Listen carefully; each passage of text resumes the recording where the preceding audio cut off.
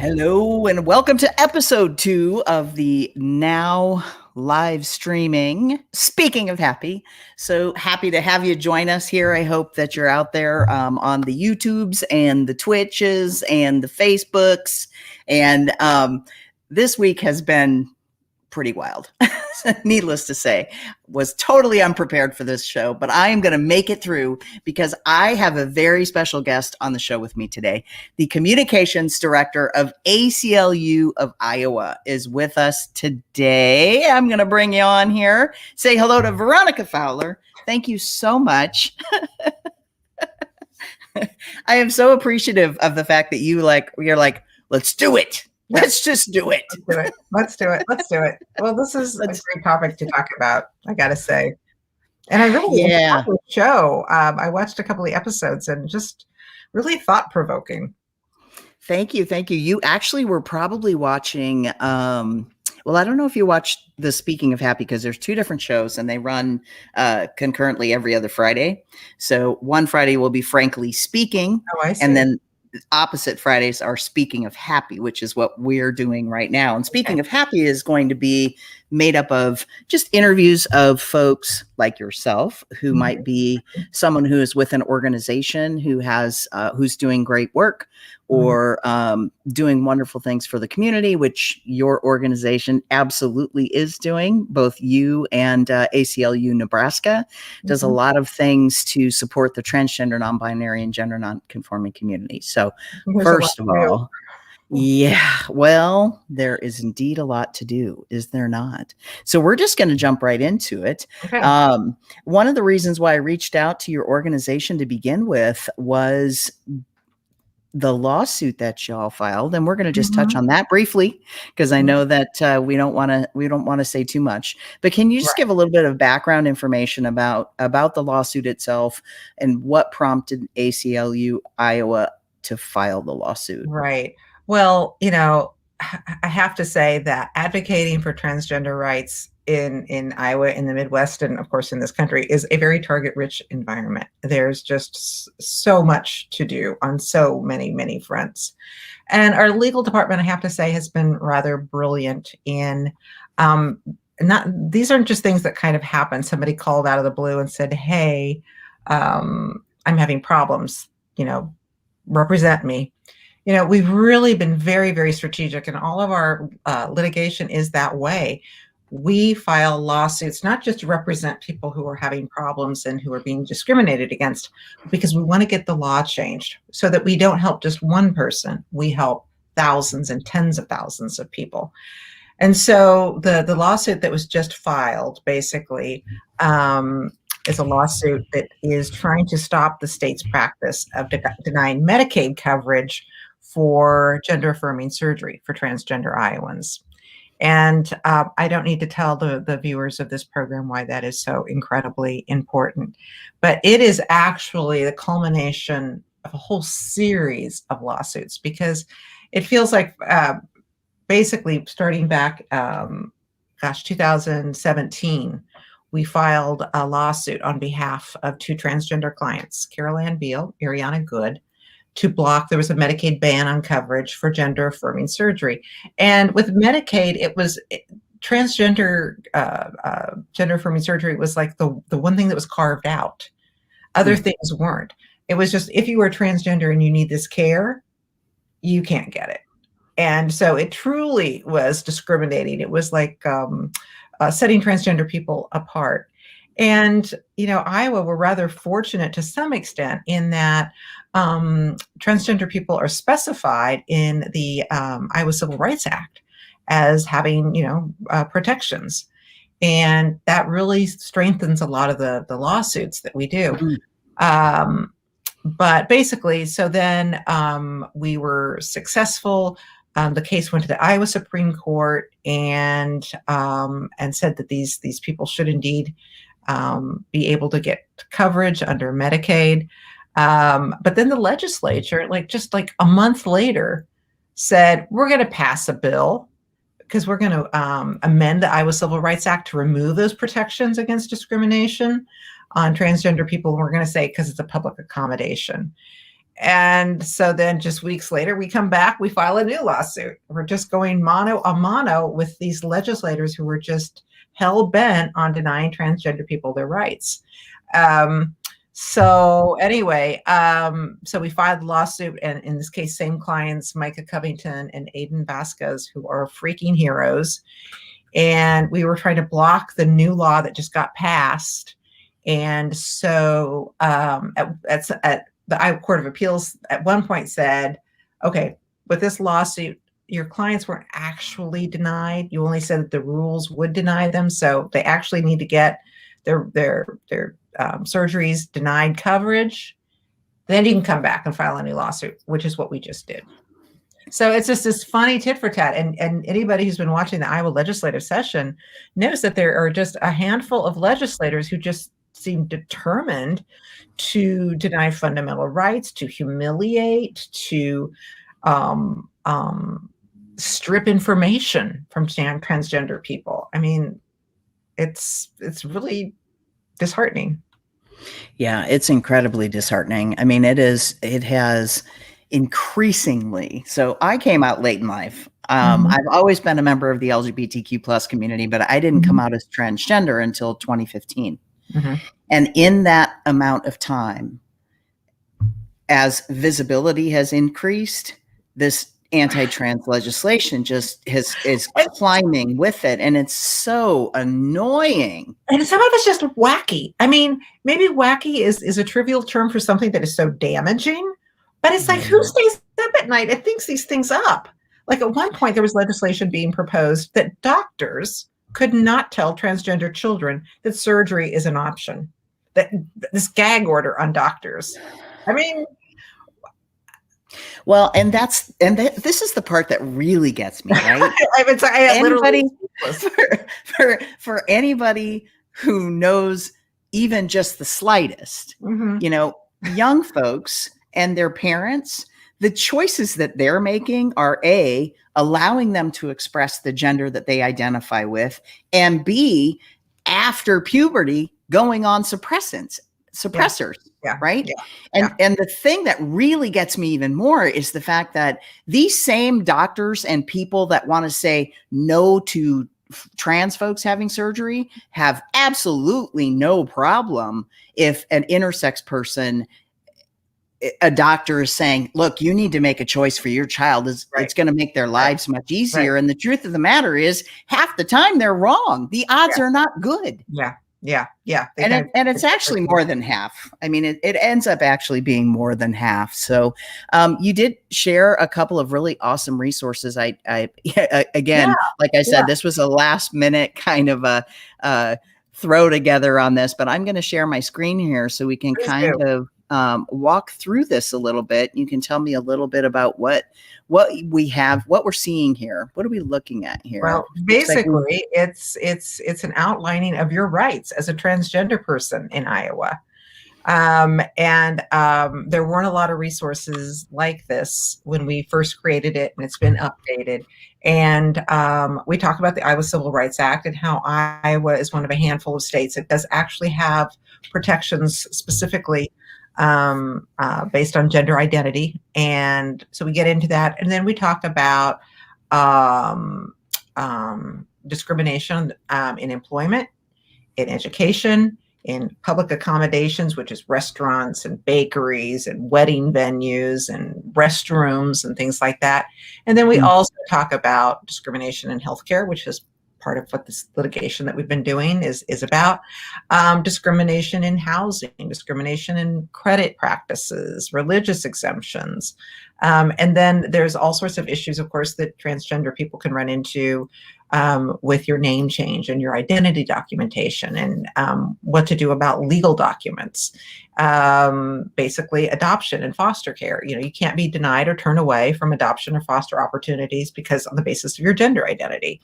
Very nice. Legal rights of prisoners. If you are arrested, you might be thrown in jail if you are a transgender woman with men. So you have some rights on that as well. So I would certainly suggest, if you're transgender, that you take a look at it. If a lot of your viewers will probably already know a lot of this, but it's kind of good to know, and You know, also to be able to refer. Sometimes, if, for example, let's say, there's a restaurant or something like that, and you want to make a stand, you can say, under the Iowa Civil Rights Act, I am, entitled to be here, and so it can, or to share with your employer if you feel like you're being discriminated against in your place of employment. And so, yeah, and you have the very nice, I think I shared with you the web page. We've got that web page, but then we also have this handy dandy flyer. A lot of times when we're doing tabling at LGBTQ events, a lot of other organizations, partner organizations, transgender groups, we share that with them as well. And certainly, if anybody wants some of these flyers, they could email me at info@aclu-ia.org, and and we would be happy to send some to you. So info@aclu-ia.org. Info@aclu-ia.org.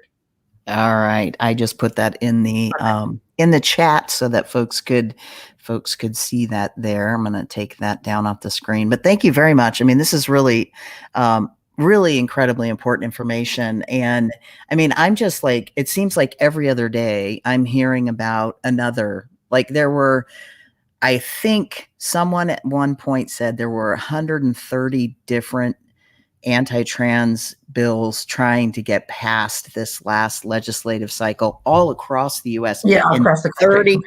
30 different states, right? Well, so, and at the risk of not being happy, of being rather depressing, there were 5. I think the bill, I don't think that the bill about not allowing doctors to talk to their patients, their pediatric patients, about alternatives and ways to move forward if they were transgender. I don't think that even got out of committee. But ones that were introduced enough to get assigned a bill number, do you want to march through some of those? Yeah, that would be great. Okay. All right. Not great, and certainly not happy. Not great. But however, I think your observation seems so spot on, is that the more visible transgender people become, the more people freak out about it and are just, the level of ignorance is startling. For example, this whole obsession about bathrooms. There was yet another bathroom bill to require transgender students to use the bathroom corresponding to the sex on their birth certificate. And I don't know, a wonderful guy on our board who's now deceased, unfortunately, Casey Gradishnig, was transgender, and he and a columnist for the Register, and he presented as very male. He had a beard, deep voice, tall, big, and he and a Register columnist, when there was yet another bathroom bill being discussed, as an experiment, he started going into women's bathrooms because that's what he was supposed to do, according to these folks who wanted to change the law. And of course, the looks that he got, the people like, do I need to call the management? It's, what are they thinking? Anyway, so there was another bathroom bill, and this was for students specifically. There was an attempt, because this protection under the Iowa Civil Rights Act, specifically for gender identity, there was an effort to remove that. That would have been really devastating, because that would have removed the underpinning for a lot of fundamental rights that transgender people have. There was a bill asking to contact parents if a student pronoun is requested. So let's say in, chess club, a student says, you know what, I want to be called they. You would have to report that to the parent, which in some cases would be outing the student. And could be incredibly dangerous. I mean, when you start to look at the fact that conversion therapies are still happening, and parents who are incredibly religious have no clue. They literally have no clue what they're putting their kids through. Yes. This is not therapeutic practice. This is abuse. Yes. And there's not one good story that I've heard come out of one of those practices. And the stories that I do hear where people are saying, oh, it worked for me and I've been cured. You know how many of them I've seen come out many years I'm later? sorry. I mean, even if that's true, one is not a statistic. Exactly. You have a scientific sampling of one person, you. Right. Well, and the other thing is that even if they did try to go and find and take statistics on what folks have experienced through conversion therapy, Oh my I'm gosh, pretty horrible. sure that they would not be happy with the results. Yes, yes. And and the thing is, we are filing all these lawsuits with the support and basically the what is the word? Basically, the American Medical Association, the American Psychiatric Association, the American Pediatric, every major medical group recognizes that for some individuals, gender affirming surgery is a necessity. It's not cosmetic surgery or anything like that. And some of these legislators that are pushing so hard on this simply don't understand that. There was an attempt to exempt bathroom access policies from civil rights practices. Again, this fixation on the bathrooms. They are this is just bathrooms generally. And then there was another bill to allow parents to opt students in grade 1 through 6 out of gender identity instruction. And it was like, what the heck is gender identity instruction? I mean, so if you have a book about a transgender person, I mean, do you have to send home a permission slip? I don't know. And it was extremely unclear. Again, what is gender identity instruction? Is it how to be boys and how to be girls? I just don't know. Well, you know what? That's what it's been up until more than, up until recently. Well, yeah. We've all been taught, that there are only this and that. There's only boys and girls. Right. And only girls do this and only boys do that. Only boys do that. And it's all just a made up construct of crap to literally hold people down, to suppress people, to oppress people. And, I mean, I just keep relating it to the fact that I'm Native American. And for me, that I literally had my culture stripped from me. I'm first generation born off the reservation in 1965. And at that point, my mom basically verified that around 6 or 7 is when I told her the first time that I'm something other than a girl. Back then, I'm sure it was me telling her that I was a boy, and just like my brother, because I have a brother who's a year and a half older than me. And, but if she had been connected to her indigenous roots, the Menominee Nation out of Kashina, Wisconsin, actually holds folks like me, two-spirit folks. Intrinsically, I am both and, right? Holds people like us in high regard. Yeah.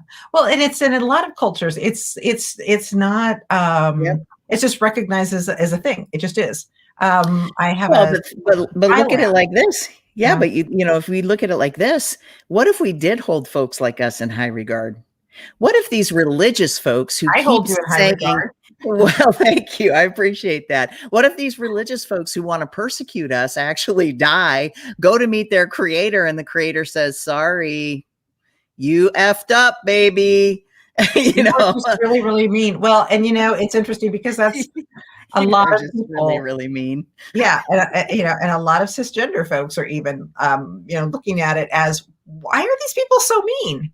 Why do they have to be so mean? And then we have a governor, and all these bills, by the way, we should say the silver lining to this is that all these bills were struck down. Of course, the damage is done because the message is sent to transgender people that we don't want you to be seen, to be heard, to be a valid part of our society. We're going to report you. You can't get information.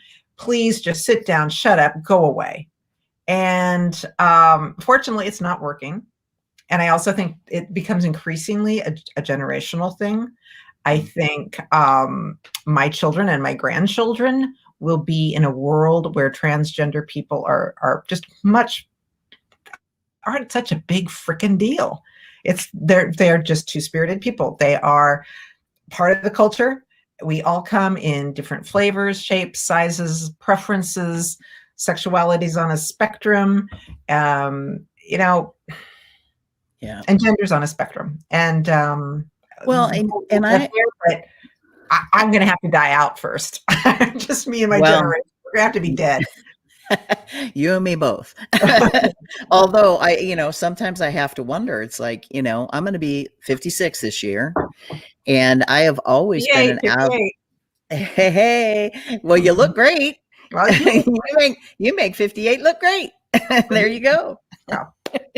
Well, thank you. But I just think that, I'm always so shocked. Like some of the kiddos that reach out to me when they find the show and then they message me and they are talking about how their parents aren't accepting or loving. And I, start asking questions, and, I ask them, how do you want me to refer to you? I will put that in my phone. You're welcome to text me or call me, communicate with me in any way that you need. And then I'll say to them, so how old are your parents? Oh, my dad is 52 and my mom is, and I'm like, grandma's 52. And I'm just like over here going, well, just, consider me your trampa. And so it's like just trying to help these kids to really understand that, they're okay. They're so okay. And that all of this. There's a handful of parents that they end up in the news. The parents who are amazing. The parents who are tremendous advocates for their young children who are clearly trans, have articulated it. I just had an amazing experience with a young person, a transgender person that we were giving an award to. And he, gosh, I think just like at the age of 3 or 4, kept telling his parents, I'm a boy, I'm a boy, I'm a boy. Mm-hmm. And this was in Cedar Falls, and he was the first transgender student to openly come out. And great kid, just a great kid. And his parents were so supportive. And they were, when you think of the typical Iowans, old school Iowans, they were the Christensens, and they were Swedish and Norwegian, and the whole family was blonde. And, the mom was a nurse or a physician's assistant, and the dad was a doctor, and they just lived in a Leave It to Beaver kind of house. And they came to the realization that their child is transgender, and they were cool with it. They were advocates. They were like, okay, then, well, we're going to have to educate ourselves, and we're going to have to learn more. And I spent an afternoon interviewing them for this award to write about it. I just had tears in my eyes half the time, like, wow. And I remember talking to the boy and saying, not all parents are like this. He's like, oh God, I know. I totally know. Yeah. Yeah. Yeah. Well, there are a lot of really great parents that are incredibly supportive and understanding. But just for every one of them, there's 3 or 4 that aren't. Yeah. I think there's just so much ignorance out there, and people don't realize that it's fine. It's just totally fine. And people's head explode over stupid little things like, what will I tell grandma? Or, I was going to walk you down the aisle. Well, you still can. It's just, it's like, just let go. You're still going to walk me down an aisle. It's just exactly. The person that you're going to hand me off to may not be the person that you originally had in mind. But these are all, I also kind of look at it like, unfortunately, colonization and forced assimilation has a lot of folks really just accepting everything as so. I'm just going to accept it as being so. And then in through that process, they're easily going to dismiss people on multiple levels. Race racism is still a thing. You couple that with folks who are LGBTQ plus. I mean, transphobia, xenophobia, all of these things. It's like, I kind of look at it like this. Can we please put in the DSM-5 that it is a mental illness to be racist, xenophobic, or transphobic? Put that in the DSM-5. Transphobia. That will be a good day. Yeah. When transphobia is put into that. Yes, I agree.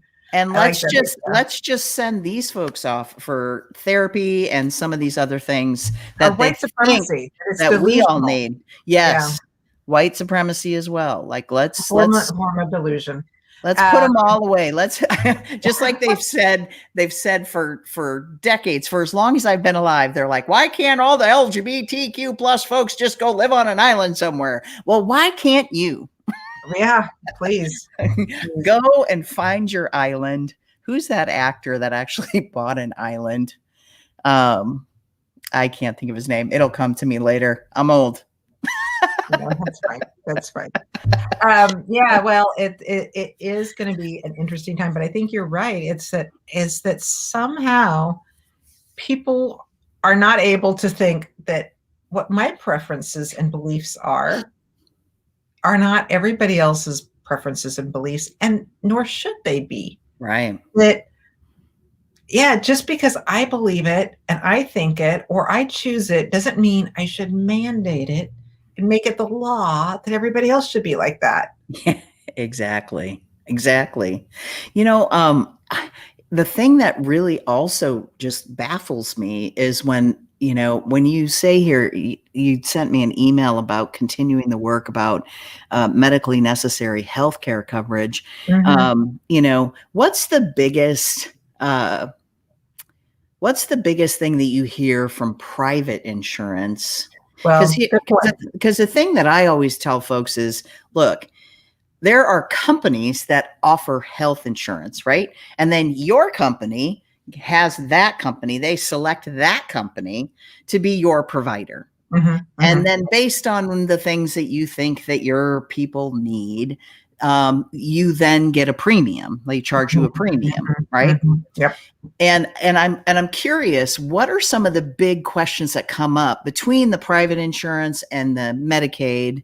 And just a quick aside, I actually happen to know one of the people that's part of your lawsuit for Medicaid. Oh, good. I've known her for quite some time. She's an amazing person, and I just am crossing my fingers that you win. Yeah. Because it's time. Thank you. I think our clients are amazing. I mean, I just think about the amount of bravery they have to have. And I mean, going through litigation like this is grueling and invasive as hell. And also when they are choosing to be a public face of an issue, it's doubly difficult. And I'm so appreciative that they are willing to do this, and they do it for the best of reasons. I mean, they do it partly because they really need this surgery, right? And they also do it because it's wrong, and they don't want other people to have to go through this shit.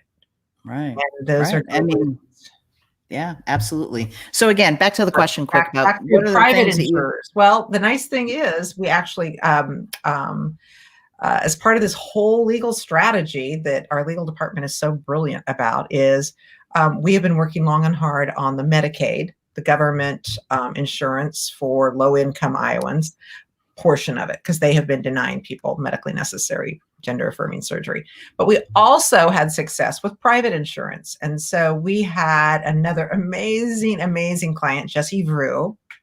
And back in 2019, he actually was employed by the prison system as a nurse. And but he was the state went through a private insurer, and anyway, so they denied him medically necessary gender affirming surgical coverage. They also were making him use at the prison when he was changing clothes and stuff like that. There's locker rooms, and they made him have a locker room all by himself, an it room. And that's wrong. He was a guy. He should be able to use the men's locker room. And anyway, so we brought a successful discrimination suit, and the insurer was compelled to pay for it, and that adds a nice case law so that other private insurers in Iowa must cover gender affirming care. And and the thing is, a lot of them will cover hormonal treatments and things like that, but it seems to be when it comes to surgery, that's where they really draw the line. And it's kind of ridiculous because it's not as though there's thousands and millions of people. It's not going to hurt their bottom line to not discriminate. And certainly they are spending a lot more time on an energy. Well, I can't say this, but they certainly are spending a considerable amount of time and energy and resources on litigation. It's pretty easy not to discriminate. And see, that's the part that I just don't get. I mean, it's like pennies on the dollar to extend the coverage. And then, if we're only talking about one or two or three people, maybe it's not. And it's just, and it's not as though we're talking about millions of dollars. We are not. We're talking about thousands of dollars, Right. And, and my example, where I work, they did not extend coverage for my top surgery. Mm-hmm. And I could have probably kept pushing it and fighting it because it was at the time the Obama administration had said, look, these are all things that should be happening. And I just honestly, I wanted it done. I had waited 50 years to get to a point where I was finally saying, this is the body that I want and how I want it to be. And so I paid that out of pocket for that $7,000 out of pocket. Mm-hmm. Like I just came up with that. Right. It's not going to break an insurance company. Right. Not at all. Yeah. Not at all. So that's the disappointing part. But I think there's just, there's so many layers to the conversation. There's so much intricacy to it because, again, it's like when you have the folks who immediately say, there are just boys and girls. And it's like, oof. I got to start at like square one with you. Like, really? Or parents who say like, but my kid was born and they said that she's a she. And it's like, I don't care what the doctor said. They looked at a part of their body. Our body parts do not equate gender. Yeah. Yeah. And, it's very fascinating to raise kids and see how early, really infancy, where they start assuming gender roles. And as a parent, you question like how much of that is just because they're expected and how much of it is just genetic. Just in, their DNA, who they are. And it's to some extent both, but it's just fascinating. And that people can't honor that it's not all about having the genitalia. It's just not. Yeah. It's way more than that. Well, yeah. And that's the other thing. It's like people are, this is why we started Frankly Speaking, right? The other show that I host. We started it because people get so caught up in wanting to know those details, right? It's like they got to ask, like, what's going on down there? And I always laugh because I'm like, look, I will tell you. Cisgender people do? Cisgender people. Totally invasive. It's like, don't talk. But here's the thing though. I will go there with them but then their religious weird stuff kicks in and then they're all like, oh my God, TMI. And I'm like, you brought it up. It was TMI before you asked the question.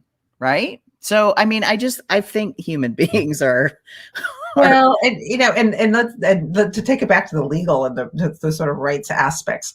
First of all, if you have been discriminated against in Iowa and you would like to contact us about it and let us know for potential litigation, and it's kept confidential, you can email us at that info at email I gave you again, info@aclu-ia.org. And the person who does the intake will, no names are shared. Nothing is made public unless you are, specifically choose to do that. So please reach out, please share. And I don't know if maybe you've already talked about it, but Governor Reynolds deciding to take this sort of total shit show of a legislative session and the sort of open season on transgender people and take it one up. When the legislature didn't pass these hateful bills, she decided that we need legislation to make sure that transgender athletes cannot participate in sports on their actual gender, that they have to, whatever was on their birth certificate, that's what they have to do, which again is like, do you just stay awake at night thinking up these things? Like, because we're talking about, and maybe you might have different statistics, but the statistics I've seen are that about 4% of high school students nationally identify as transgender. So the big concern seems to be that children who are listed as boys on their birth certificates are going to sweep into girls' sports and strip them of all these scholarships. And it's just going to be a total disruptor. Well, so if we're talking, if there's a 50-50 split, we're talking about 2%, first of all, 2% of all high school students. And then that somehow they're going to, be these super athletes in their class and their category. And again, if you look at basically, if you are undergoing hormonal treatments and things like that, you are losing a lot of that advantage that you would have if you were born in a male body in girls' sports. So you're not going to necessarily be this super duper athlete.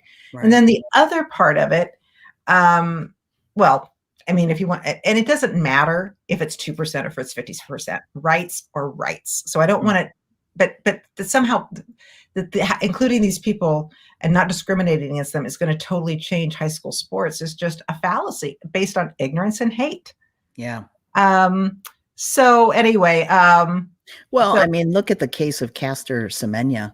Mm-hmm. I mean, that whole mess, and then, stripping her of her ability to, unless she goes on some sort of a suppressor or something. Like, I don't know if you're familiar with her whole saga and everything. Only little bits and pieces. So please. Yeah. And it was really based on the fact that they were trying to say that she was somehow, because she naturally had higher levels of testosterone.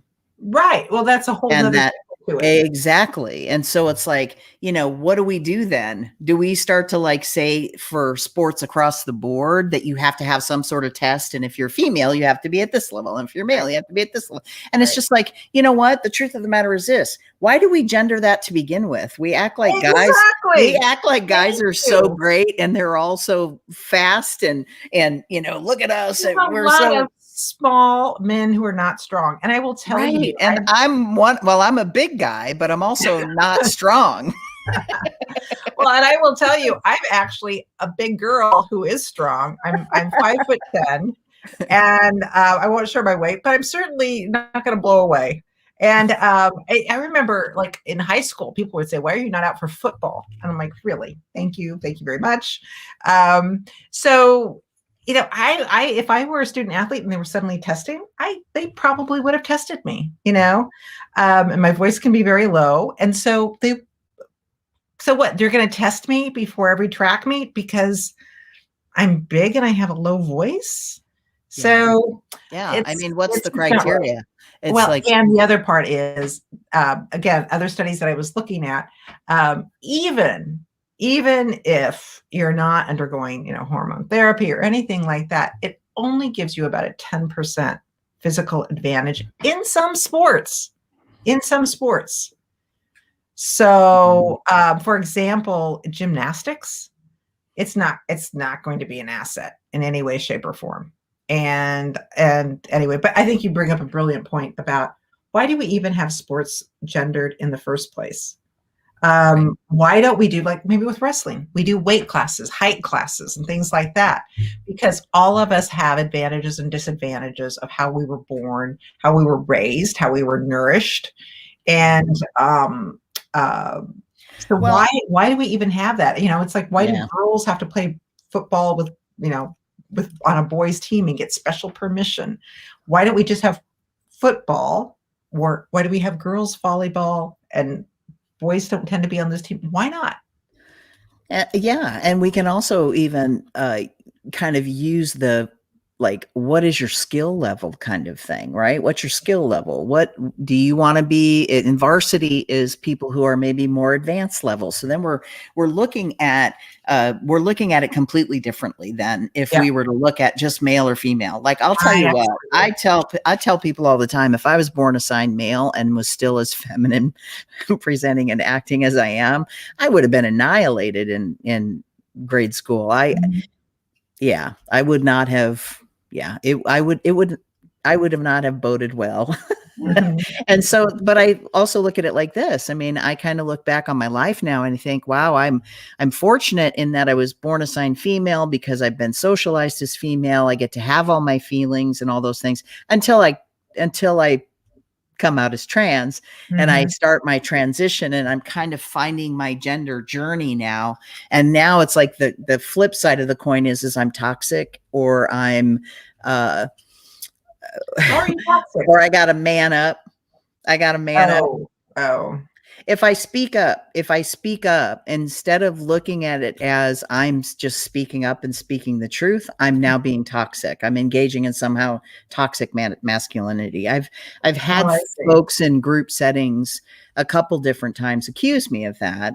And Mhm. I'm just like, and it was hurtful. It took me a minute. And thankfully, I do see a therapist regularly. And I had a conversation with her about it. And she's like, what's unfortunate is in the binary world that we live in, there are a lot of other little binary ways that we treat people Mhm. Mhm. that Mhm. that really that's what's toxic. Mhm. Not you just being yourself and expressing yourself. And I will say this, I mean, there are a lot of trans folks who are very binary trans.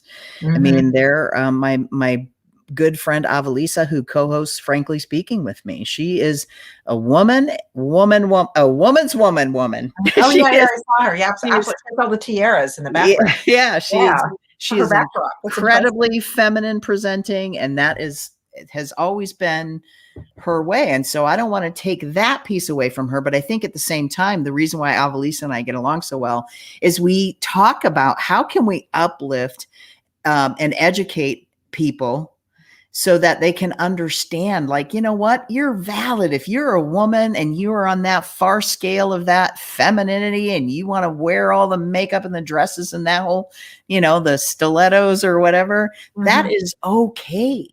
But Mhm. that it's completely valid for another cis woman who is more masculine presenting.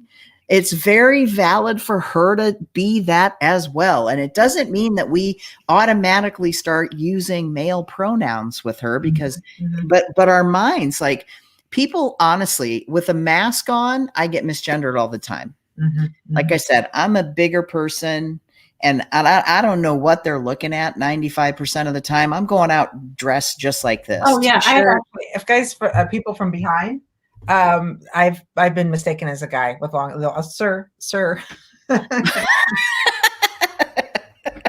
So You know, and it's okay. It's okay. you are what they call statuesque. Is that it? Yes. With very broad shoulders. Because all women should be short with little shoulders. I Because you mean, have to be petite to be feminine. That's the oh, rule. I Well, know. it's so interesting to see because it is complicated in that, but all these threads about masculinity and femininity, and then when you present people to things like to these legislators, that somehow we have to have rules. I mean, we still have rules that some judges in their courtrooms don't insist, but they used to, that you wear a skirt if you were a lawyer. Men wear pants, women wear skirts. Ooh. And yeah, and like in the legislature, you can't be recognized if you're not wearing a tie. You will be recognized if you're not wearing a mask, but not if you're not wearing a tie. I mean, it's just like the wacky rules book somehow exists in some space in these people's heads. But it's so interesting to watch the whole journey of feminism kind of Wow. deconstructing all these gender roles, and people's head at that time exploded like, well, wait a second, if women have like bank accounts and they don't get their husband's permission, they could just spend a lot of money then. and why do women need to vote? Because the dad is voting for the family. And so Oh, why do you need that? And the thing is, when Ruth Bader Ginsburg, at whose altar I worship, she founded the Women's Project, the ACLU, and then she went on to the U.S. Supreme Court, and it's just been amazing. And a lot of the cases she took were actually men representing men, like in parenting rights cases, because her strategy and her thought was that when we break down these gender stereotypes, like this parent who this dad who is raising a child wants to get financial support because he's staying at home to raise his child the way he would basic. I think it was like Social Security benefits, and Social Security wouldn't pay him benefits because he was male, so he can just get a job, right? And he wanted to be at home and raise a child. And so she brought lawsuits that basically just break down these gender roles, but they are so ingrained and people take offense. I remember getting a haircut. So this, we're talking about 1985, maybe. And I'm like a very boring human being, but I wanted to get an interesting haircut. So I got kind of like a mohawky kind of thing. The amount of hostility from some of the older employees where I worked was palpable. They were angry at me because I got my haircut in a way they didn't like, because it somehow threatened everything that they hold dear.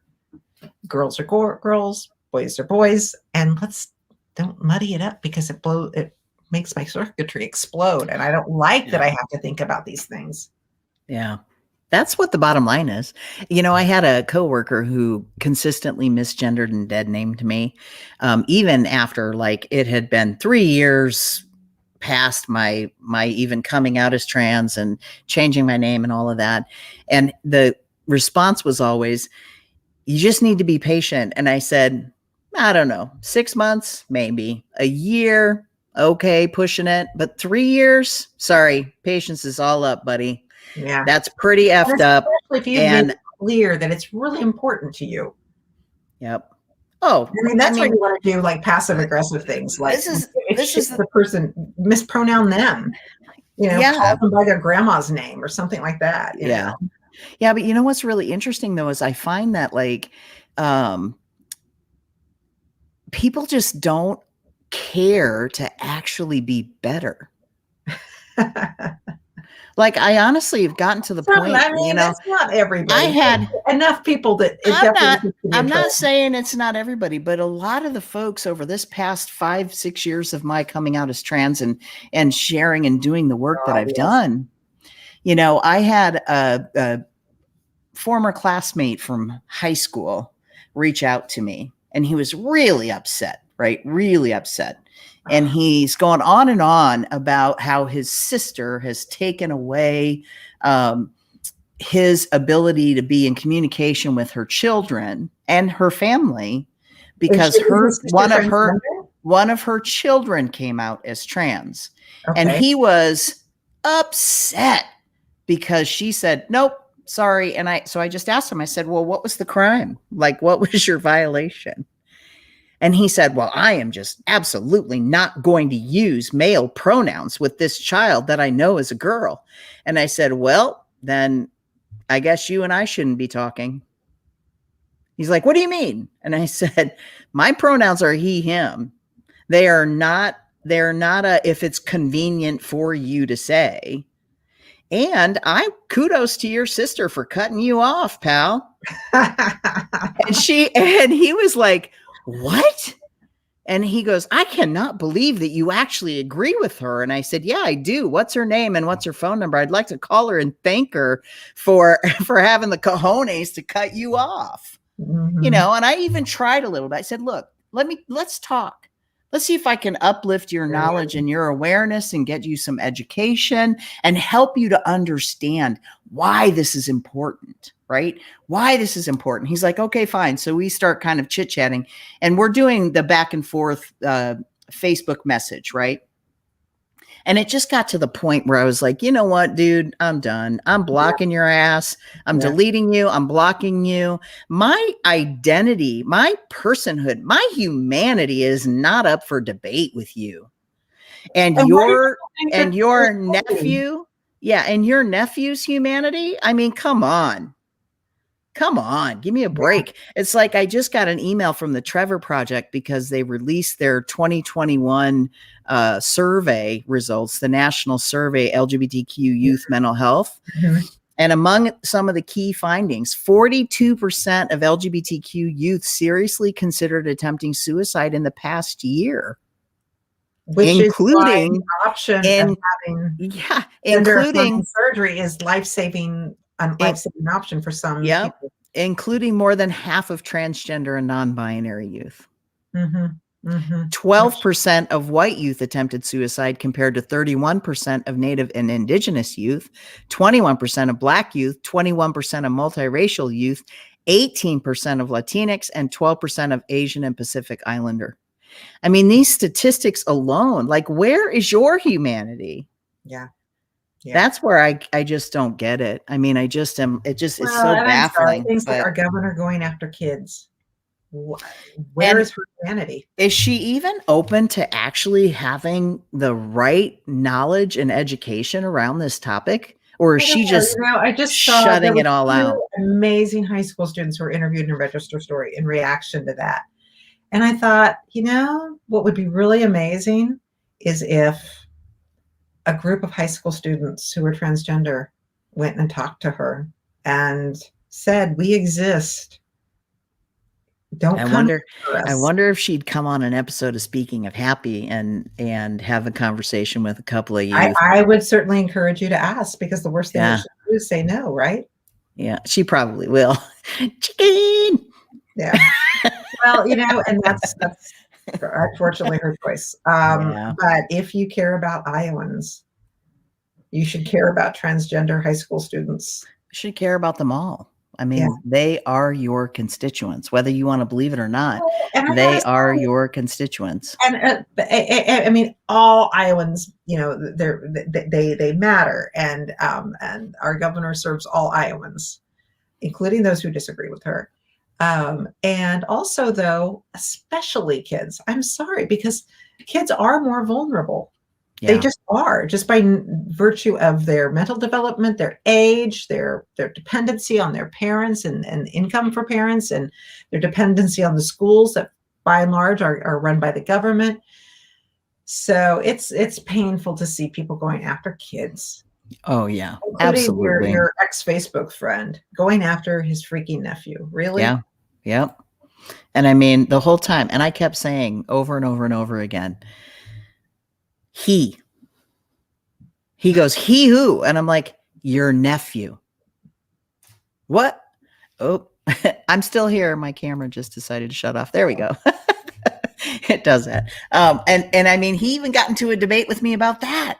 And I said, see, that in its simplest form, I said, look, when I was 6 or 7, I told my parents I was transgender. I didn't have the word then, but I told them that I was something other than what they thought.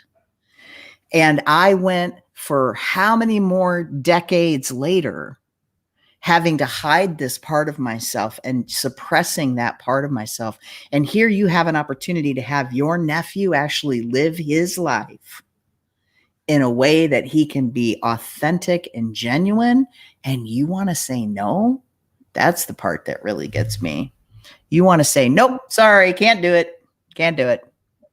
And what's he afraid of? I mean, why is it a problem for him? Well, who knows? Does it affect him in any way, shape, or form? Maybe he's trans.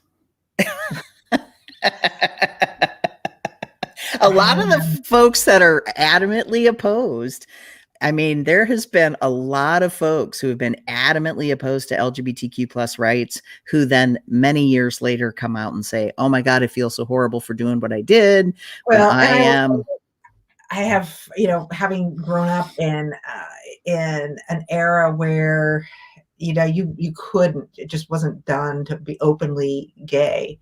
Some of the people who protested the most and were the most hateful and the most judgmental were people where you're like, are you sure maybe that you are not just like not acknowledging a part of yourself? Because it just sure feels like that and sounds like that. Yeah. You know? And you know, I'm glad we live in a better time, because there's more, there's not even beginning to be enough more acceptance. And that's why I'm like, I can't wait till I die, because I am hopeful that it will be better. And I am hopeful that actually some of the work that I'm doing and that you're doing will educate people. You know, and I will tell you, it's I grew up in rural Kansas, Catholic, I call it Catholic fundamentalist family.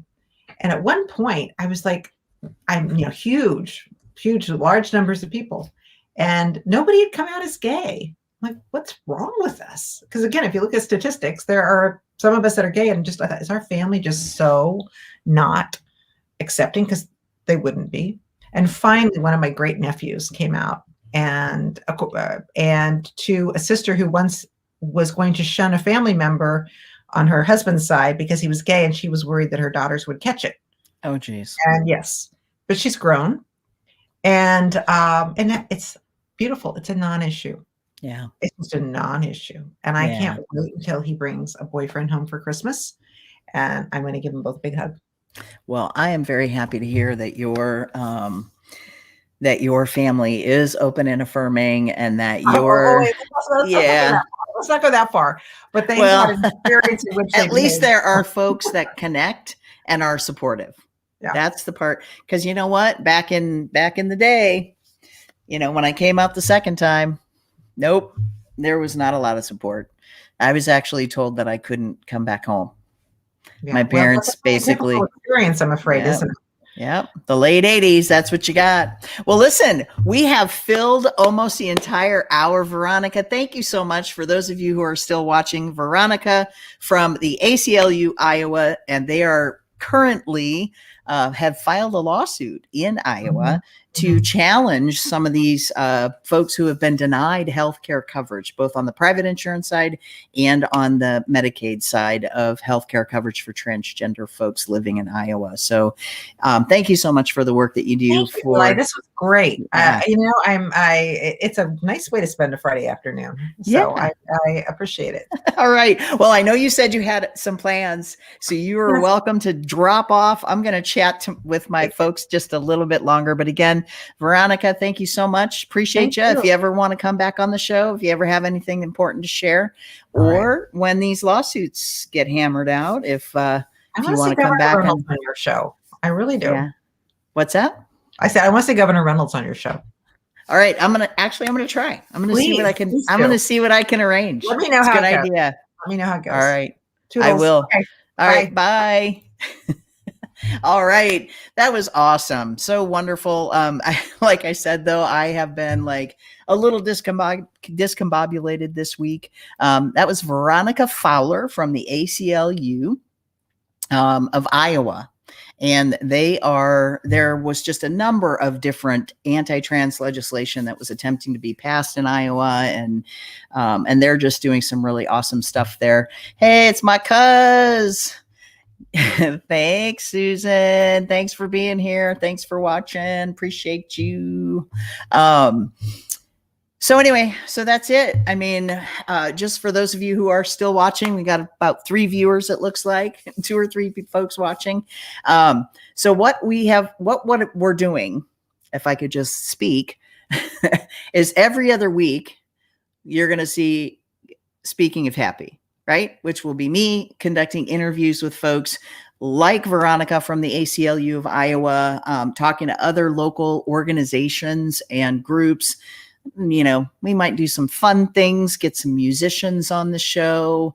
One of the things that we're looking at bringing back is we're going to do a virtual existence, which is a show that we did back in 2019. It was here in Omaha. We had Lady Shug, and we had a lot of Black, Brown, and Indigenous performers. It was a show that was just strictly for Black, Brown, and Indigenous performers. So really awesome event that was supported and sponsored by NUIHC, the Nebraska Urban Indian Health Coalition here in Omaha, and Soaring Over Meth and Suicide. We had a whole bunch of other organizations that also individually sponsored some of the performers. So what we're looking at doing is bringing that back, but doing it here in this virtual platform. So every other week, there's going to be an episode of either Speaking of Happy or Frankly Speaking. And frankly speaking is conversations. We are trying to basically have conversations with other non-binary, transgender, and gender non-conforming folks. We will typically have 2 or 3 people join us, and we will take on some pretty robust topics around what it is that we're hearing out in the world that is frustrating for us, not only out in our places of business, but in the dating world or at work or at home or out in the community. What are some of the struggles and strifes that we're facing? But then we're also going to talk about our joy. So some of the great things that we're doing. So every week at 6 o'clock right here, either on YouTube, Twitch, or Facebook, our Speaking of Happy Facebook page, you will be able to see either an episode of Speaking of Happy, which is what you just watched, or you'll be able to see an episode of Frankly Speaking.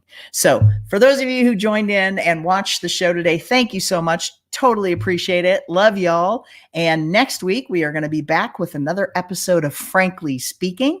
Myself and Avalisa will have a serious conversation. Hopefully, we have a couple who are volunteering to be on the show, and actually not volunteering, but they're going to be our guests on the show. And we're just waiting to hear back confirmation from them. So next Friday, 6 p.m., be here or be triangular, as they say. All right. I know I'm kind of goofy. That's it. That's the show. That's all I've got. I am now going to say good night. So have a great evening. Thank you so much for joining in.